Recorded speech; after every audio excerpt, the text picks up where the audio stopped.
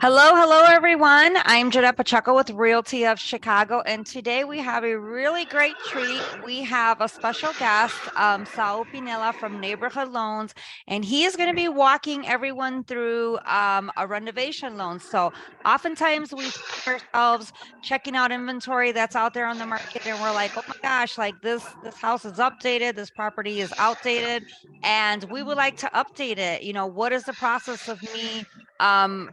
Possibly purchasing a home and then getting a product to renovate it. So we have a special treat today. I'm going to introduce our guest today. If you have any questions, put them in the chat. And then after he's done with his presentation, I will go ahead and walk him through any questions. The same thing on Facebook. I will be monitoring that live. So go ahead, Saul, take it away. Thank you, Jeanette. Again, I'm Saul Pinela with Neighborhood Loans. Thank you for the opportunity to join you and really spread some knowledge to all the homeowners or potential homeowners that could find some benefits in utilizing great programs such as the FHA 203K program, the conventional Fannie Mae Homestyle Renovation Loan. So we're here to share that information with everyone. Please fill us up with questions. The renovation loan is a great tool for homeowners that want to refinance their current residence and upgrade their property, or for potential buyers that are looking at buying a home that's in poor condition, that's not going to pass your regular loan, or you don't have enough cash to buy it cash, right? So the renovation allows homeowners to buy that distressed property and gain some equity from the beginning, because you're going to renovate it to your liking. You're going to put it in great condition, and that's going to build some equity for the properties. So that's a great tool that's out there for homeowners to take advantage of. Perfect. Any questions there that you might have, Jeanette, to get started, that you might have been receiving, so we could get started with those? Yes. So, one of the biggest questions, and I'm sure you'll be going to this in your presentation, but one of the biggest questions is, how is the price determined for that home? So particularly like they see something, for example, in a neighborhood they might like, and all the homes are, selling in great condition for 400,000, and they see this home and it's selling for 280,000 or, 300. Sure. How is that price determined? Well, one of the great things is I always advise buyers when they're going through this process, we want to have a great contractor in place. A good contractor is going to provide an estimate of the repairs that are going to be done. They're going to itemize the list between labor and material, so it could be clearly drawn out, so there's no surprises during the process. Well, this ended up being this much more. When we order the appraisal of the property, the appraiser is going to take into consideration the repairs that are going to be done, and that's going to base the future value of the property based on those repairs. So the appraiser is going to have two values: what's called the as is value, the way the property currently is in the shape, and then the future value of the property based on the repairs. So that future value is what's going to show you what the house is going to be worth, in their opinion, after the repairs are done.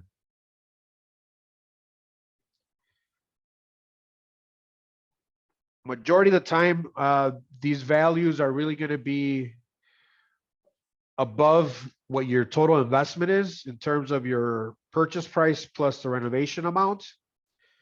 So that's going to give you some peace of mind of a good investment, where you're going to start off with equity.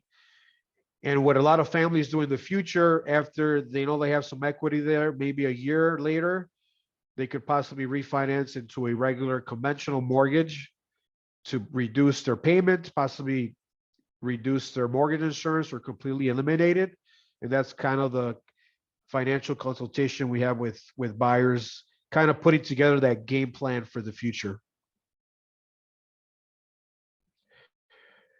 One of the great things, Jenna, with this platform that you have, I really love the fact that you're taking the time to put this together. Everyone is, we're all lucky to have you organizing this and being able to share this information. Now, one of the main things with renovation loans, the most popular question that I have is, uh, I want to do the work myself, or I have an uncle that does the work. That's not allowed. So we do need to get a licensed contractor that will provide you the estimate, do the work for the property. Some cities require a license to be licensed in the city. For example, the town of Cicero has a list of contractors, Berwyn as well. Chicago's a little bit more lenient, but majority of the villages have their approved contractors. They have to be licensed as well. They have to be able to prepare a well-written estimate to share with your lender. Uh, there's two types of renovation programs. There's what's called a streamline, which is your total costs are under 35,000.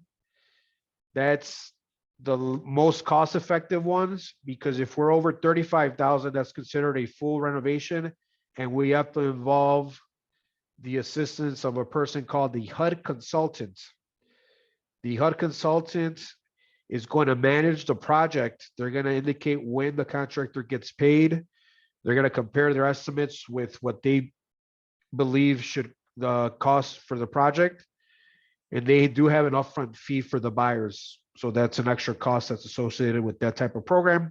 That's for more major work. If there's structural changes to be done, if it's really maybe a multi-unit property with where the work's going to probably be, 50 to 70,000 per unit. So you want to make sure that you're aware ahead of time the additional requirements that will be involved when you do a full renovation. Another important fact is the types of properties that you could do this for and the down payment. The great thing with these programs is FHA does allow 3.5% down for down payment. So basically your purchase price plus your renovation amount, we take 3.5% down to make it simple of that total amount. That's what your payment is going to be based on. There's no two separate loans for this. It's one single loan. And at closing, depending on which renovation program we use, the contractor gets paid a portion or half, and then the rest during certain timelines of the project. Conventional, which is the Fannie Mae home style program, that requires 5% down that we work with. So there are some great options with low down payments. For FHA, you could do up to 4-unit building. With conventional, it would have to be a single family property. I know we're going over a lot of information, so we always encourage any questions that any listener might have. You could send a message to Jeanette or myself, and we'll get in contact with you to make sure we answer all your questions individually. Every case is always different, depending on what area you want to buy, what your background might be. So we want to make sure we specialize that information for you.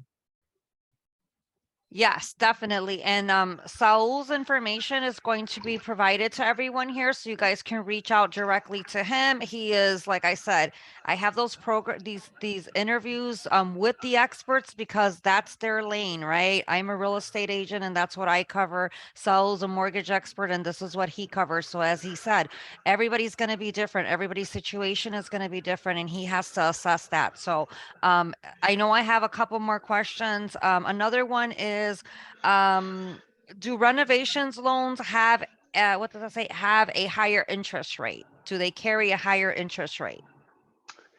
Generally, they do. The difference that I've been seeing is generally about half a point difference. To piggyback on that, there's also an important question that I always get is the timeline. How long does it take? If the contractor has everything in order, we could generally close within 60 days. Part of the delay is waiting on documentation from a third party, right? Because we really can't get started on the loan process until there's an estimate done because then we could find out exactly what the final loan amount's going to be, and we could order the appraisal. But if everything is done fairly quickly, there's a good chance that we close under 2 months.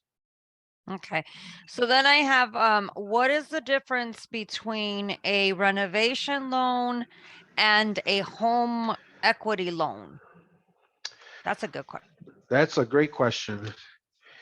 A home equity loan is a second mortgage against a property that you own already.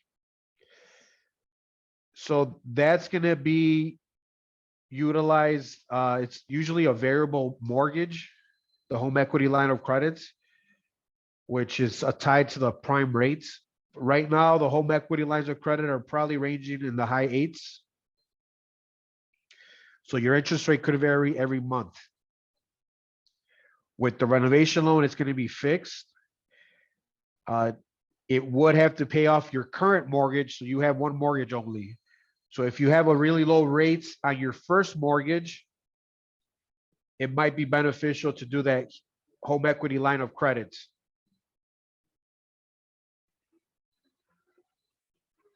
Is there Okay, so then let me see what else we have. So then we have, hold on. We have the house. Go ahead. Sorry, Jenna, one thing Okay. important I wanted to mention, the home equity line of credit, it's not going to base it based off your future value. So your renovation loan will provide you funds based on that future value, which could help homeowners that don't have all the equity necessary or the luxury to be able to do like a home equity line of credit. Now, I know that with some of these, they wanted to ask, so for instance, after you close, what is like the timeline that you have, and then how is that mortgage paid? That's another good question. You got good ones.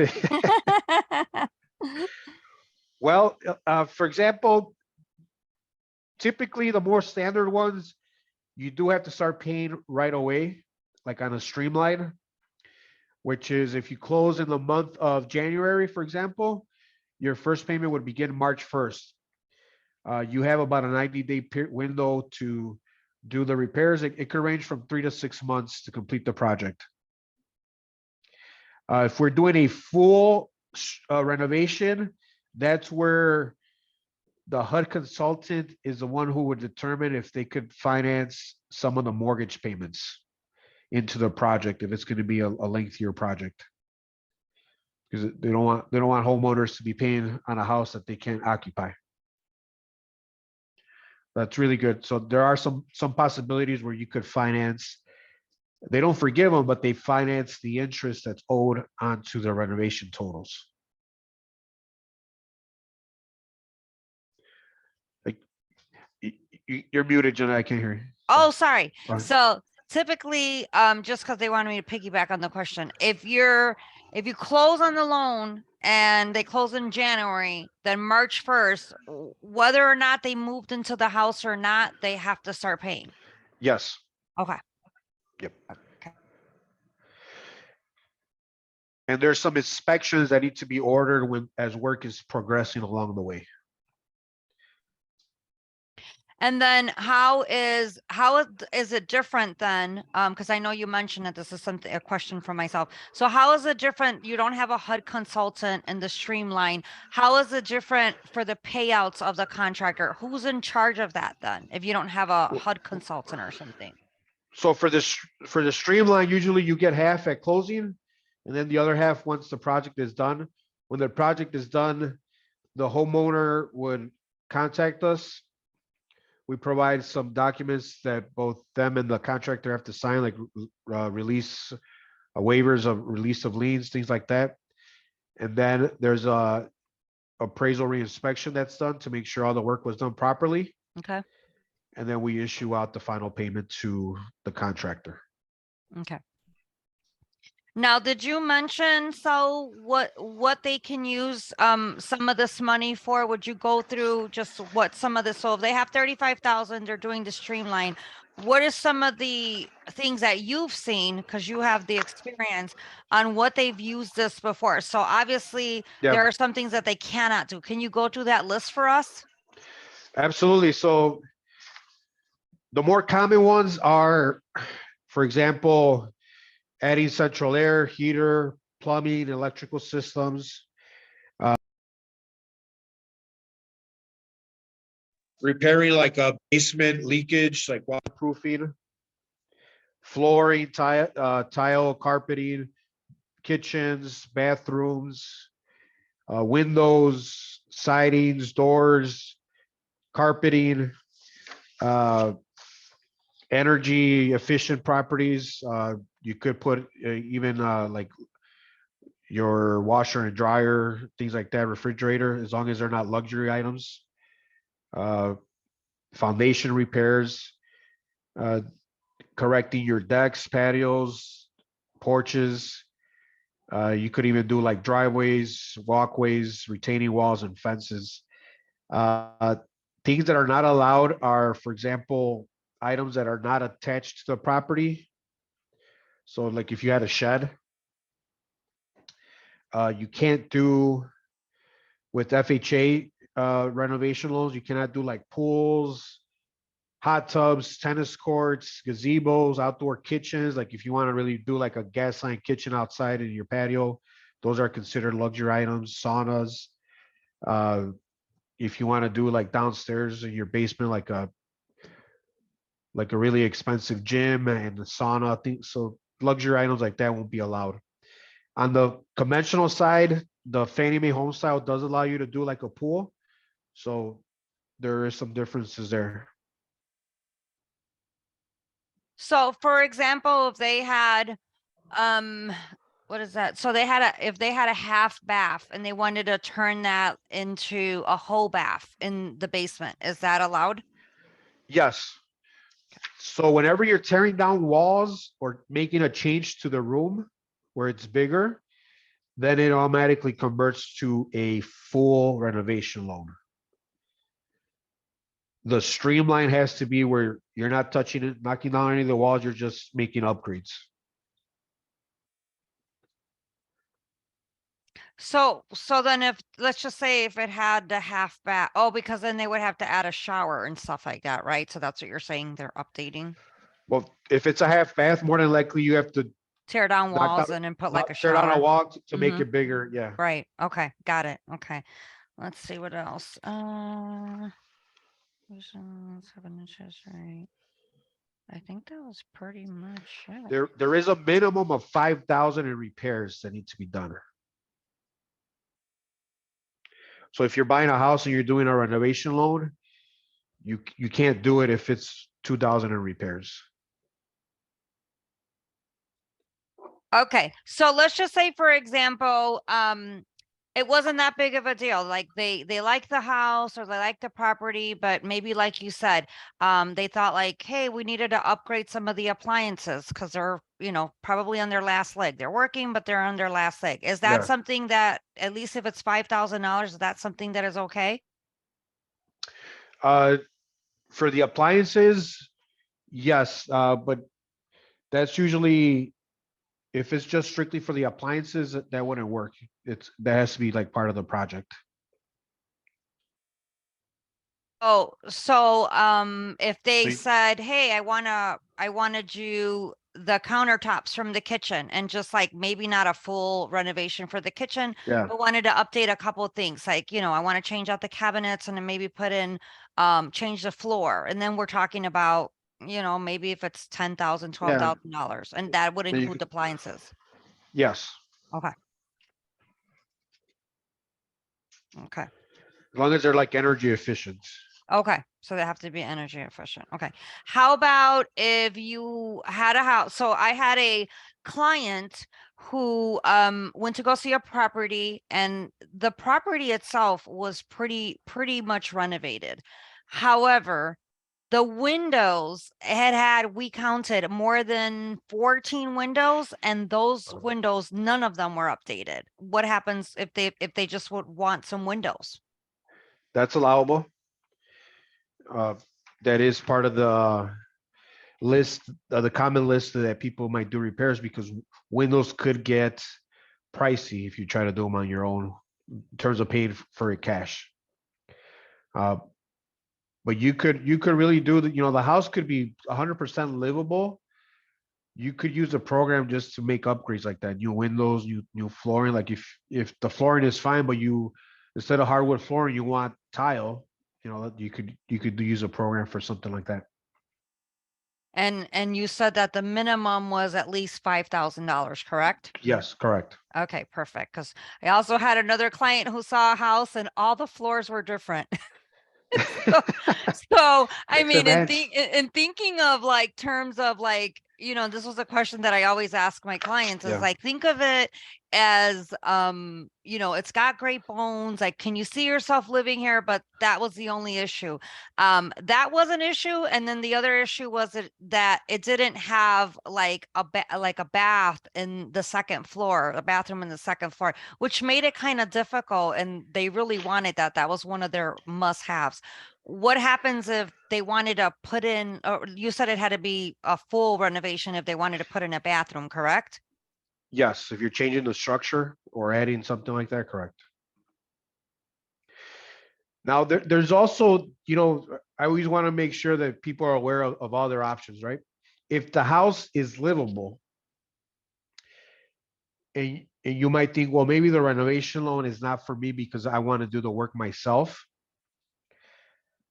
There are companies that do home improvement loans. It's a little bit harder to qualify, but if you have really good credits, there are companies that you could get maybe 50 to 100,000 in a personal loan where they specialize in home improvements. Uh, those terms usually are much shorter, so maybe 7 to 10 years repayments. So what the main difference there is that your monthly payment's going to be a lot higher for the renovations than if you do it with a renovation loan where it's extended over 30 years. So there is other alternatives, but monthly payment wise, it may be a lot more costly. Because definitely most banks have like a minimum that you could borrow, right? Correct? Yes. Yeah. Okay. Yeah. I had a bank where someone wanted to pay cash for the house, but then they were trying to build in like the home improvement end of it. And then they probably needed like a little less than 50,000, but that particular bank said that it had to be a minimum of 50,000. Yes. So so I'm going to be giving your contact information. I know that we answered a lot of questions. I'll check Facebook in a minute, but what are some of the things that they need, or if they're working with a realtor, what are some of the things that they need in order to bring this type of situation to you? Like, how do they get started is their question. What do they get started? If they did find a property and were like, this could be the one. Let me figure out with the lender what I need to do or if this is even possible. Well, one thing I recommend is you want to get this. It's usually the same documents as a regular loan. The underwriting, all that's done the same with if you're going conventional or FHA in terms of the buyer's requirements of 1 month of paycheck stubs, 2 years of tax returns and W-2s, 1 month, 2 months of bank statements. We run the credit report, and then we could determine up to how much you qualify for. One thing I always recommend if you are going to be looking at properties that are distressed, make sure you start looking for a contractor because you want to get that person in there as soon as possible to give you an idea of what the amount of repairs are going to be. So you could have a true and accurate monthly payment of what your commitment's going to be after all the repairs are included in your purchase. So that way you can make the most educated decision.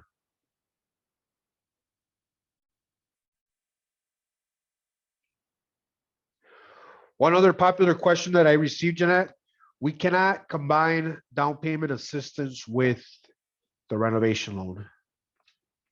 So you do have to do your own down payments. What do you mean? Like, as far as what? Like, there's programs from the state like IDA, Uh-huh. the Illinois Housing Development Authority. we can't use that program and use the renovation combined. Oh, okay. Got it. Got it. So no using any grants that are possible. You Correct. have to literally come up with the 3% or Yes. 3.5 or 5%. Exactly. Okay. Yes. All right. Got it. Okay. Now I put in Saul's information. So it's Saul Pinela, Neighborhood Loans, 708-738-1464. You can also email him at saul@neighborhoodloans.com.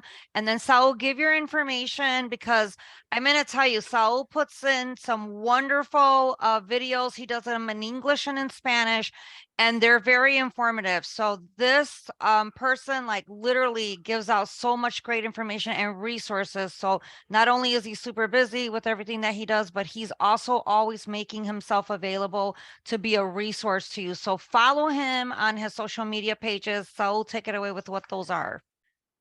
Thank you very much. Saul Pinela Mortgage Team on Facebook. On Instagram, Saul Pinela MTG. And my personal Facebook is Saul Pinela. My website, saulpinela.com. Thank you for sharing that information, Jeanette.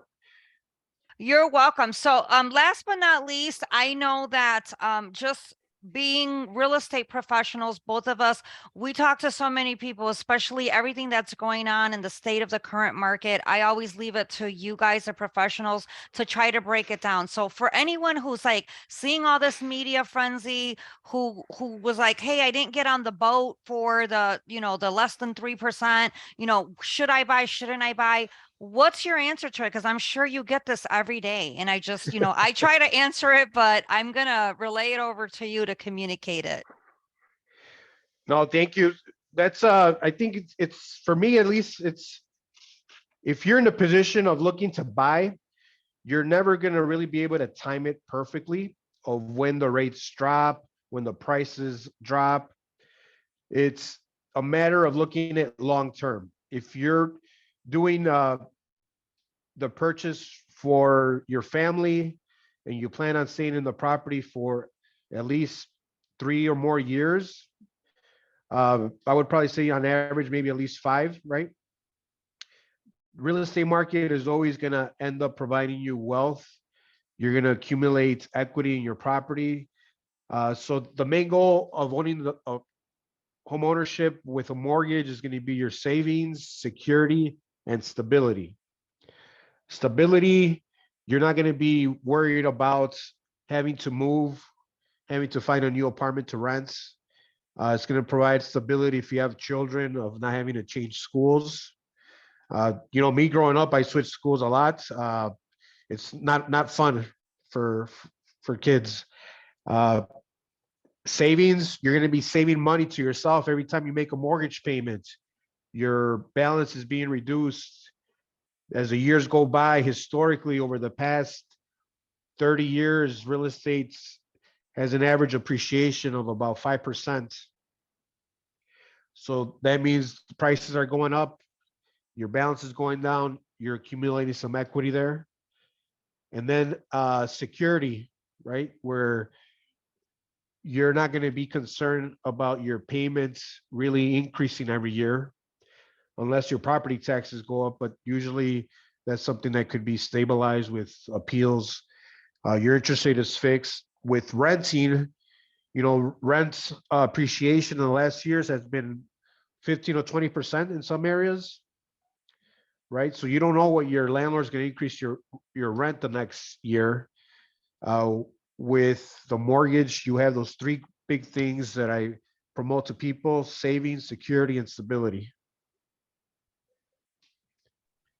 That is like one of the things that I could tell you just from from before I even became a real estate agent and purchasing property and all kinds of interest rates. And I really did leverage, my first property, where I actually, did a home equity loan and was able to purchase my second property. And that was like almost $100,000. And that Yeah. was in, less than 4 years. And here's the thing, when my kids and and they could attest to this, they were raised in the Portage Park area. And when I went to go buy in that time, I was priced out. And most of Yeah. us are priced out of the market, entirely. And most of us will pick some neighborhoods. I've had clients that have said, I'm adamant about living in Logan Square or such as our wherever you want to live.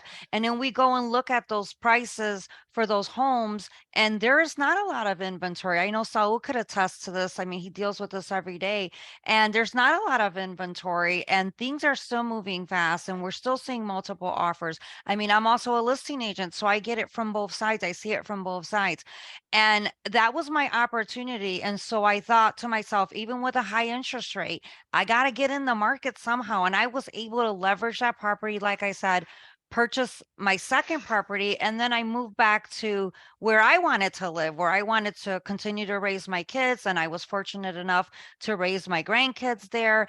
And and so on and so on. So, just to piggyback on what Saul says, you are definitely using real estate to provide future generational wealth for your loved ones, to provide a retirement fund for yourself. Hey, do you want to sell the property and then purchase, something else? Do you want to relocate or downsize or upsize or whatever it is, that your plans are? I'm a seniors real estate specialist, so I deal with this every day, where my clients are like, hey, I have this property and I want to sell it, and I want to move out of state. Or you know what? I'm going to purchase a multifamily because now I want to probably have, a couple of my kids living there because I'm getting older, right? Where, Yeah. a long time ago they were thinking like, I just want to live alone, right? So there's so many different circumstances of, I know that Saul sees it every day, all kinds of different loans that he does, even mixed properties, right? Where somebody might have a business and an apartment upstairs. Those are things that you specifically can contact Saul and he will give you that information. But my little piece, I wanted to let you guys know that you can leverage real estate in so many different ways. And I'm glad that Saul mentioned that, because whether you're renting, it's out the window. You're never going to Yeah. see that again, right? And if you're on the, doubts of can I afford a house, one of the forgotten tools and really secrets that could empower you is doing a budget. It might take a little bit of time, give yourself an hour, really go through your budget, and you could realize, hey, I could cut out $200 a month on all this stuff that I'm spending money on.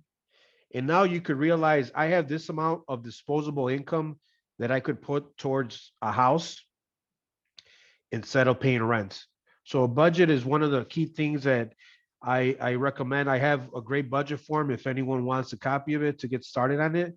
It's really eye-opening sometimes to actually take the time to do it, and you could put yourself in a good position, because our goal in life and helping families is not only putting them in a property, right, for their families, but we want to make sure that you succeed financially.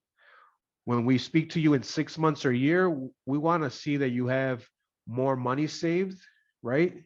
Less debt in credit cards, and really positioning yourself to a successful future. I totally agree with that. And like I said, there I think the main thing, and even myself being a real estate professional, my main thing has and always will be, you need to make sure that you are ready financially and emotionally, and that you speak to someone like Saul. You don't, and I tell a lot of my clients, I've had I think Saul's wrapping up a closing with me soon. And he, this individual, a couple years ago purchased a property and sold a property, and now he's ready to buy another property. And here's the deal, the investments that he looks at is like, hey, I could do this, this is what I want to do for the future. And he did get a hold of Saul and go through, what his budget is and what he can do as a monthly payment, so he's not overburdened, right, Saul? So those are Yep. things that Saul will do with you and say, let me look at the big picture. So as he mentioned, you're not stretching yourself thin, because we don't want anybody to be in a situation where, like you said, I can't make the monthly payments now. We don't want that sort of situation. So, what are some other things, so before we wrap up here, that you recommend that people do? Take a look at their debts. You said savings. Anything else that they can do to be ready? Because I know that just NAR gives out some data to say people are online looking at homes 3 to 6 months before they even take the steps of purchasing or reaching out to a lender or a real estate agent. Do you have any other tips for them? Yeah, take a look at your credit report. There's so many services online that you could take a look at. Now, the credit scores are not going to be accurate, but it's going to paint a good picture of where your credit history stands. There's a lot of information that I've discovered where families are not aware that they have like medical collections, cable bill collections, those are some of the most common ones. They thought their credit score was perfect, and then when we check, there's some little items there that they were not aware of. So take that step. You could go to like Experian.com, get a copy of your credit report there. It might be a small fee. There's a couple other free resources that I could get you if you wanted to. You could get one annual free credit report, so we could share that information where you could make sure that you look at your credit standing, make sure there's nothing there that's could affect your qualifications in the future.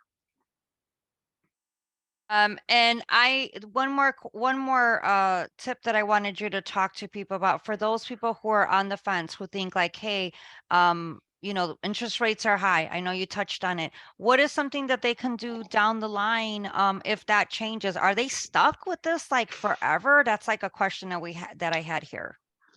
No, and one thing I want to point out, when you said interest rates are high, so I was doing we've been calling a lot of our past clients from the past years, the last couple of weeks. And what I've noticed that all the families that we've helped, like in 18, 19, all the interest rates were what they are now. Mm-hmm. We just had 2 years that never happened in the history of mortgages where the rates were 2.5%, 3%, even 1.8. So those 2 years, we were very blessed to have them, but they probably will never happen again. Rates from all the experts that we follow and listen to indicate that rates this year are probably gonna, best case scenario, maybe 5.25%, 5%. Mm-hmm. Mm-hmm. Now, if it gets really good, I would see maybe in the high fours they would drop, but I would say steadily we're going to be looking at right now, rates right now, there's some programs where you could get them at 5.3 with the Illinois Housing Development Authority. That's really great. So historically, if you look at the charts, anything under 6 is going to be really good. Perfect. And I agree with you 100%. I've bought property at way over. My husband and I were blessed to purchase a property, with neighborhood loans, at 2.3%. So we'll never change that. We were super lucky.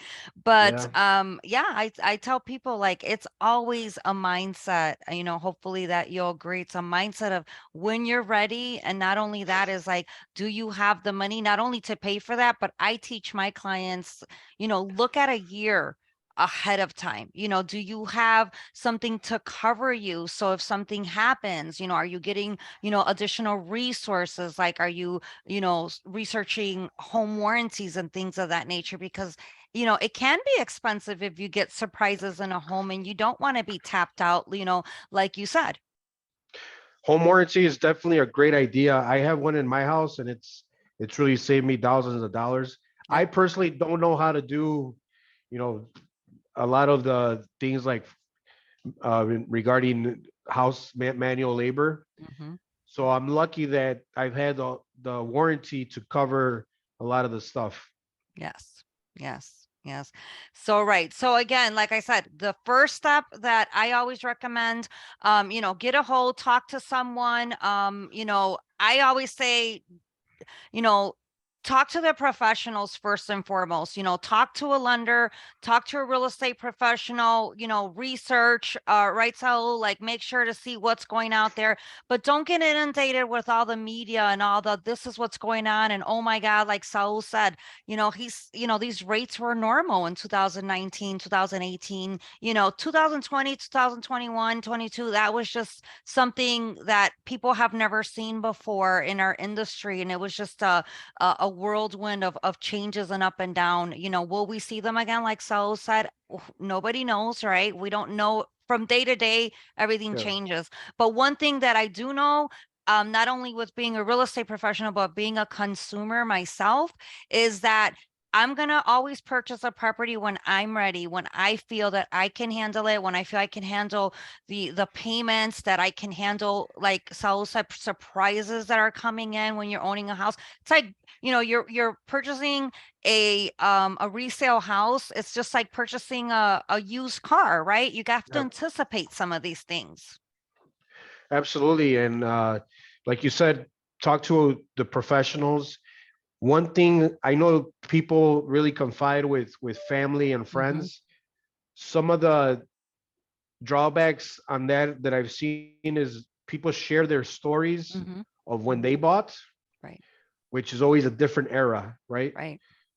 Different times, different scenario. Every case is different, and you try to compare each one to the next, which is not fair to the home buyer because whenever your relative or friend bought, it could have been a totally different timeline where the rates were different, programs were different. So make sure you focus on, like you said, the speaking with professionals that you trust that could share with you what the current market is and guide you the best way. Yes, thank you so much, Saul, for that. And one of the last things I want to leave everybody with is it's never too early to start. When I first started purchasing property, I went to a lender, I met with them, and they took a look at my credit and they said, "No, you're not ready." And you know what? I was almost discouraged, but I said, "You know what?" The lender looked at me and said, "This is what you have to do. If you want to purchase a property, this is what you have to do." And I had to work at it. I had to do all the things that Saul said. I had to do a budget. I had to save. I had to prepare. I had to be ready. And I wasn't ready until the next year. So what do you say about people like that are like, "Oh my God, I don't want you running my credit. I don't want to get started. I don't even want to look." When is the best time that you think that somebody should start looking at that to be home ready? Well, like you said, it's never too early, but it's never too late either. Right. Even if you're someone that's maybe gone through personal histories in the past, like bankruptcy, Mm-hmm. foreclosures, there are programs where you could qualify after a certain time limit where you could buy again. So that's never too late. In regards to getting started, I always want to make sure people know the direction, right? So let's say you're going to drive to Las Vegas. How do you go there? You Mm-hmm. want to make sure you get a map. You go on MapQuest, download the map, put it on your phone, and it's going to tell you where to go. Same thing when buying a house. You want to get a direction as to what steps you want to take. The more information you know, then you can make an educated decision. Hey, maybe I could buy now or I'll wait 6 months from now. I'll save a little bit more money because now I know how much money I need, how much debt I want to pay off. But you have the path to home ownership, Mm-hmm. and then it's up to you to decide when to get started. Perfectly said. Thank you so much, Saul, for your time. I really appreciate it. I know that everyone had some great questions. They're just saying thank you so much. Great information. We really appreciate your time. We appreciate you taking the time to answer the questions. I will follow up. Like I said, I dropped everything here on the Zoom link. I will definitely go over to Facebook and make sure that everybody has your information.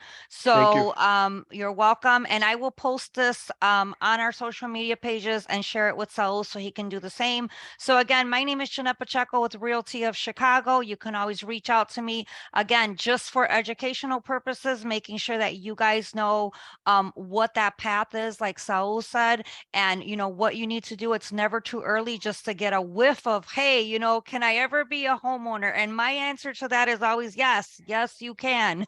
You just need to make sure that you talk to the right individual. So again, I'm available. Reach out to me. Reach out to Saul Pinelas and his team. Again, he's with Neighborhood Loans. Saul, go ahead and just re-say all of your information there, so that way we make sure that we have that. No, thank you. So the easiest place to find me will be saulpinela.com, or my phone number is 708-738-1464. On Facebook, Saul Pinela. Perfect. All right. Thank you, everybody. Good night. I'm going to go ahead and stop